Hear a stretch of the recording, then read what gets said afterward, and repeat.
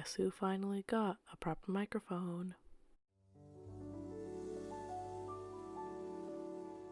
Hey, what's up, people on the internet out there? Nyla here, and yeah, this is a new microphone, and I'm pretty excited about that, and it's probably the best thing to have happened in the month of August for me. So here we are with my September plan with me, and I know it's already September, but so much happened in August that caused me to upload this very late, and it's not what I wanted it to be, but here we are. At least I still did it, and I wasn't too discouraged. As you can already tell, I'm not in my usual filming space, and I also didn't realize how reflective this table was, which is unfortunate, because now you can see the reflection of my head throughout the video whenever I lean forward, but hopefully it's not too noticeable. Remember when last month I said that I wanted all my themes to be something that's happening in my life or something that's relevant to me? Well, September is not that. And in fact, I literally looked up September bullet journal on Pinterest to find inspiration because I really couldn't think of anything. Well, actually, that's a lie because I had a couple of ideas in mind, but I couldn't really execute them in the way that I wanted to since I wasn't in the space that I'm normally in when I film these videos. So now that we've gotten all the logistical stuff out of the way, let's talk about my actual theme for this month. So obviously there's a lot on Pinterest that you could take inspiration from, but I saw a couple of pictures, which I will insert here, that were about leaves and about orange and purple and the colors changing, and I'm actually really into fall colors, so I thought that would be a great idea. It's a simple theme that I could keep up with the whole month since it's basically just a bunch of leaves and a bunch of colors that I could keep repeating, and also it was very therapeutic and I needed that at the time of drawing this. This month's cover page, I decided to keep it very drawing heavy, and I used my super tips in order to create all these different forms of leaves and flowers. The 4 super tips that I used were a dark orange, a nice light orange that was salmon, a dark purple, and this gray that has some purple undertones in it. So I just wrote September in the typical cursive font that I always use, and when I drew the flowers, I drew it around the title in order to ensure that it was making the title pop a little bit more.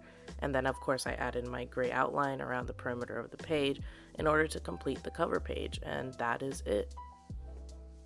So now of course we're moving on to the monthly log, and I really did not change many of my spreads this month because a lot of August was really hectic, and I feel like if I tried something new for September, it wouldn't have worked out in my favor, and I would have been struggling to bullet journal every day like I usually do.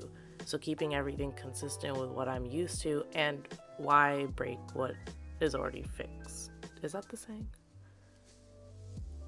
If it's not broken, don't fix it. That's the saying. If it's not broken, don't fix it. So I just decided to keep it up with my normal spreads and do my monthly log, my trackers all on one page, and my positives. So I'm sorry about that, but hopefully like next month I'll be able to experiment a little bit more since I'll be in a more stable place in my life. And by stable, I don't mean mentally stable, I mean literally just in one spot because I've been moving around so much in August and I'm going to be moving in September. So at least in October, I'll be in one place the whole month. So real quick, since I keep mentioning it, I figure I might as well talk about it. But basically in August, there was a bunch of fires that happened in the greater Bay Area. There was one up in Napa, one in Santa Clara, and one in Santa Cruz, where I go to school. So that one affected me the most, obviously. I took a couple of pictures, so I'll insert them here, but basically it was just very, very ashy and very bad air quality, and it just wasn't safe for us to be there. We didn't exactly get an evacuation notice, which we were very lucky about, but we just felt like it was safer if we had left for a little bit and let the air quality get a little bit better before we go back. So within the last 2 weeks of August, basically, we ended up packing up our stuff as much as we could because we just wanted to be safe about it in case we did get an evacuation notice. And we went to a friend's house, and then we stayed there for a couple nights, and then each went to our respective homes. After that, we got back together because we had to go on our staycation, which most of you know about if you watched my last video. So as you can obviously tell, it was just a lot of moving around, and that's why this video is exactly what it is, and it's in a new place, and it's simple, and it's not exactly what I wanted it to be, but again, as I said at the beginning, I'm really happy with the way that this turned out. It's very fall, and it honestly just makes me really happy to look at it, and I know I can keep the theme up for the rest of the month because the rest of the month is going to be hectic. I'm not really sure why my voice did that when I said hectic, but basically the main thing that's happening in September is I'm moving home for my last year of college, so that's going to be a lot, and it's going to be a long process and hectic. I know you're probably tired of hearing me talk about my life now, so let's just move it on over to the monthly log and let's talk about that instead. So my calendar this month is pretty simple. It's not as intricate as the last 2 months were. It's literally just 6x5 boxes put together to make a calendar, and the numbers are in the top right corner, days of the week on the top. The only difference is I used a gray pen instead of a black pen, which we all know how I feel about incorporating color into spreads. I wrote September on top, of course, and then I added a couple of doodles on the side here of these leaves that I've been drawing since the cover page. The leaves are all pretty simple to draw. It's just mainly a bunch of line work and then you just fill in the leaves. I don't know how to really describe how to draw the leaf itself, but you can see me do it if that helps at all. After decorating that main monthly calendar, I added my goals and notes section on the side, which I always do every single month. I used the orange marker to create the box instead of a gray or black because, again, color. And then after that, I just wrote goals and notes in cursive using the other orange, the lighter orange marker. Continuing on with the whole leaves thing, I decided to make these leaves look like they were coming out from behind the box, which I actually really like how that turned out because they're still the same leaves, nothing changes, except now it looks like it's coming out from behind the box. This process was very fun because I was really just sitting there and drawing, and my parents were actually in the room with me and we were just talking and having a good time, and I guess that's just how life's going to be now that I'm moving home, which it's very exciting to get a little sneak peek at it because I'm going to have to find new recording spaces, which is going to be so much fun. That was sarcasm because my house doesn't have a lot of good natural lighting, so it's not going to be fun at all. And now we're moving on to, guess what? The trackers page, like always. So I just wrote trackers in the typical cursive font in black, and then underneath it I wrote habit, mood, sleep, and anxiety in purple. You're probably tired of hearing me say this stuff, but it's never going to change unless I decide to experiment one day.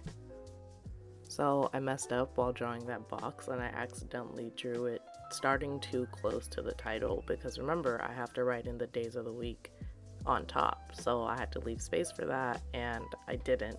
And then I ended up drawing an extra line at the bottom, so now there's 11 spaces instead of 10 because I usually only track 10 habits, but I guess in September now I have to track 11 habits. However, I did do something smart and I wrote in the numbers before I finished drawing the box, so I didn't make the same mistake as I did in August.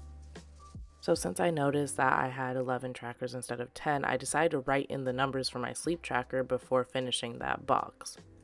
And although I did that, somehow I still messed up on the right hand side and drew the line a little too long, but I just used whiteout to fix that up real quick. Moving on to my expense tracker, I did the same thing that I did for the goals and notes boxes on the monthly log, and I used those orange colors. Again, sticking with the leaves coming out of the boxes, except this time I utilized both the left and the right hand side boxes in order to make it look like it's coming out from the middle of them. I actually think I might utilize my expense tracker in the month of September because now that I'm living at home, there's a lot less expenses for me to have to pay. And I feel like that's going to make it a lot easier to use because August I barely even used it since there were so many expenses to track and I couldn't keep track of them. And of course I just decided to add some doodles up on top, and I'm gonna add some doodles on the bottom as you'll see because doodling is just so fun. So I'm thinking about bringing back a mood tracker that I haven't done in a very long time, but basically it's just one of those mood trackers where you color in every day. You've probably seen it if you watch any other videos in the bullet journaling community, and I used to do that a lot, but I have not done it recently, and I was thinking about just experimenting because it's nice to try out new things or try out old things, again and just see how you feel about it. And I of course want to make these videos a little more interesting since I'm usually doing the same stuff over and over again. So let me know in the comments below how you feel about that. What comes after my trackers page, class? That's right, my positives page. Again, format never changes. I'm going to say that every single time because it literally will never change. I wrote the title with the salmon color super tip in regular cursive, and then I started to use the dark orange to write in the numbers, and then I had this brilliant idea. Notice how the numbers 7 and 14 are in dark purple and light gray. The reason that those numbers are significant is because those are Mondays, and Mondays are usually the start of my week. So now when I'm looking at my positives page, I'll know what day of the week it is simply by changing one number. It's genius. Sorry, that idea just really excited me because now I'll know if it's Monday or Tuesday or Wednesday or Thursday, Friday or Saturday. It's so easy now. But other than that, of course, I had to just doodle a little bit at the top of this page, and that is it for my positives page. And for my last spread, it's just a 1-page weekly spread because I don't need a 2-page weekly spread, I don't need a brain dump, and I don't need that school page that I usually do. Correct me if I'm wrong, but I think this is my first time doing a 1-page weekly spread on this channel, so I'm actually going to walk you through it. My 1-page spread is usually just my weekly events and a to-do list. It usually has a title on the top, and then it'll have a place for me to write events that are happening that week on the left-hand side. These boxes are typically small, just so I could jot down like birthdays or things that are happening. And then on the right-hand side, I'll write my to-do list, which are things that need to get done that week with no particular time restraint, so I can do them whenever as long as it's just done that week. As you can probably already tell by now, I really like the duality between these two color combinations. I like having the orange right next to the gray, so I did the orange on the left hand side and the gray on the right hand side, and I added doodles that incorporated both. But that's basically it for my weekly spread. And here's the final flip through of my 2020 plan with me. I just want to thank you all for supporting me throughout this journey and continuing to. I cannot believe I've completed 4 months now, and I cannot wait to continue because the next 3 months are literally my favorite time of the year. But anyways, make sure you like, comment, subscribe, do all that stuff. But for now, peace out, y'all.